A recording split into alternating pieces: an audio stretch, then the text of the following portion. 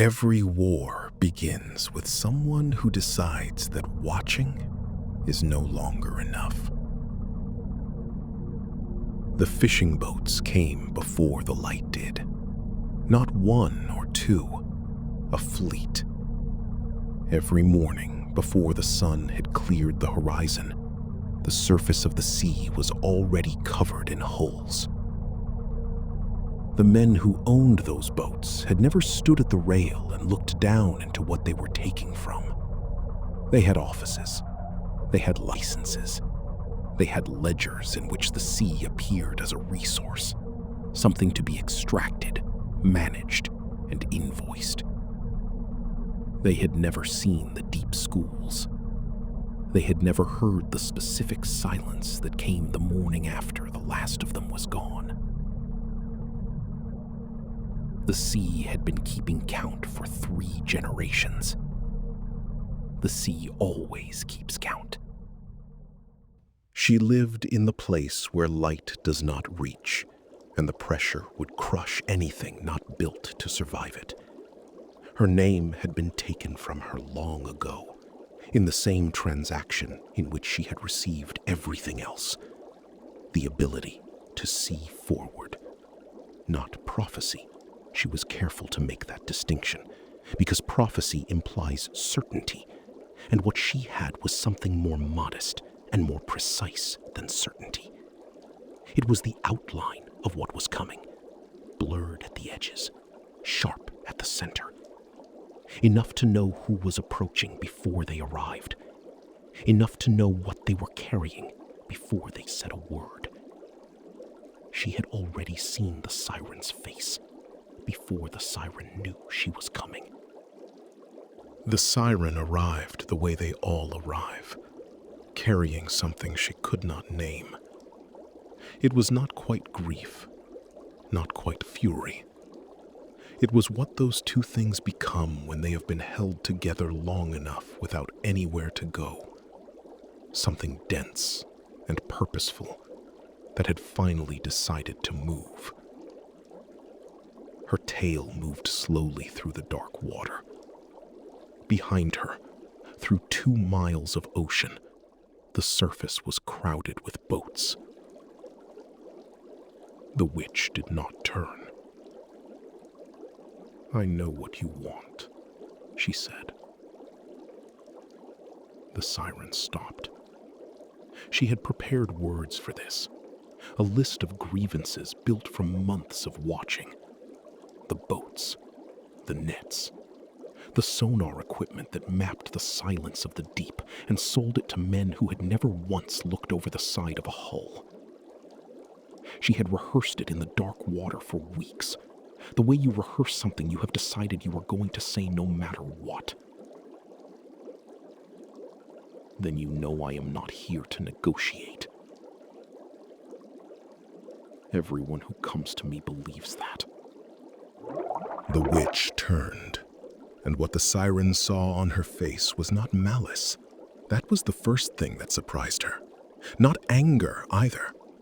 It was something that had lived on the other side of both of those things for so long that it had become its own condition. The face of someone who has stopped expecting the world to be different from what it is. The face of someone who is already at the end of the story, standing still, waiting without urgency for the beginning to find its way there. "The men take," the witch said. "They have been taking for 3 generations. Your grandmother saw the first nets. You watched the last deep school disappear between one morning and the next. That silence you carry, the one you cannot name, that is an account that has not been settled. I am not offering you revenge. Revenge ends when the feeling ends, and the taking does not end." A pause, precise as a cut. "I am offering you the tools to balance the ledger." The siren understood the difference. Balancing a ledger means finding the names at the top of the account. The men who set the quotas, The men who purchase the silence of inspectors. The men who have built their fortunes on an absence they will never see. One name at a time, in places where it cannot be traced back to the water. I can give you legs that will not punish you for having them, the witch said, a voice that works on the surface. Time, enough to be useful. All I ask is that you use them. For what? For what was always going to happen anyway. The mandate was not delivered as a command.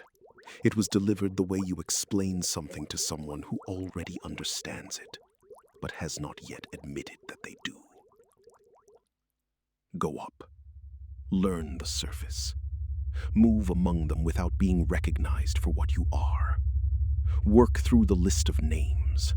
The men who sign the quotas. The men who hold the licenses. The men whose wealth is built on the silence the boats leave behind them. One at a time. Quietly. In ways that leave no trail leading back to the water.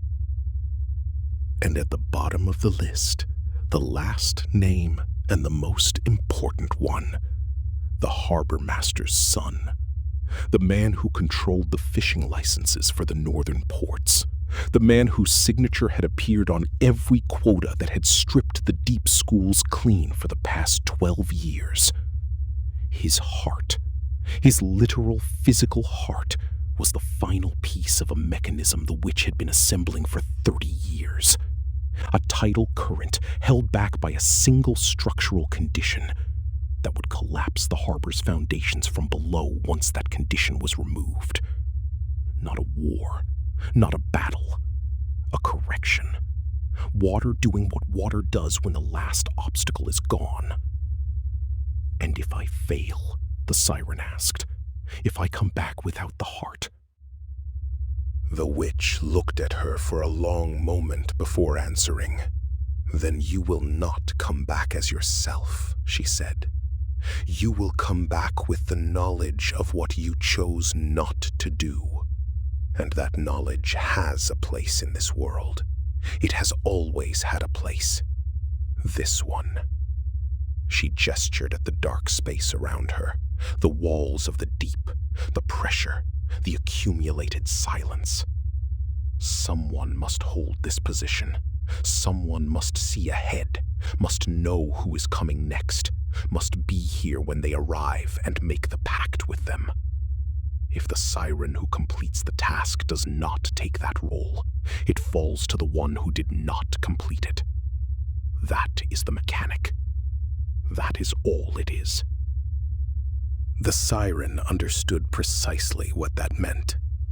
Complete the task, bring back the heart, and she returned to the sea as herself, name restored, debt settled. Fail, come back empty-handed, and she did not become a monster. She did not dissolve into foam. She simply became necessary. She became the one who sits in the dark and waits for the next one to arrive and makes the pact and watches her go. Not a punishment. A function. What she thought about in the silence before she turned to leave was the last deep school. The way the water had been full of them one morning and empty the following dawn.